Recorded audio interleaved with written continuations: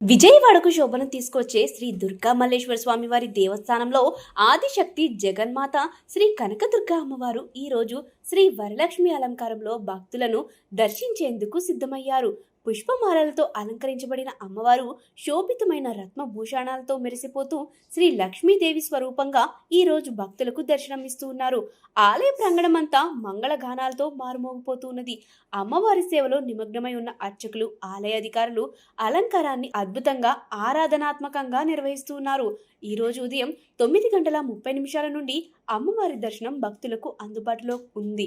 ఈ ప్రత్యేక దర్శనంలో అమ్మవారు శ్రీ వరలక్ష్మీదేవి రూపంలో ఆనందం, ఐశ్వర్యం, ఆరోగ్యాన్ని ప్రసాదించనున్నారనే నమ్మకం భక్తుల్లో ఉప్పొంగిపోతుంది. ఓం శ్రీ మహాలక్ష్మీ నమః అనే నామస్మరణలతో ఆలయ ప్రాంగణం మార్మోగుతూ ఉన్నది. శ్రీ పవిత్ర ఘట్టానికి సాక్షిగా ఉండాలనుకుంటున్న భక్తులు ఆలయానికి తరలి రావాలని ఆలయ అధికారులు విజ్ఞప్తి చేస్తున్నారు. అలంకార దర్శనం మాత్రమే కాదు, ఇది ఒక ఆధ్యాత్మిక అనుభూతి. అమ్మవారి తేజస్సుతో మనం జీవితంలో వెలుగు నింపుకునే అవకాశం ఇది.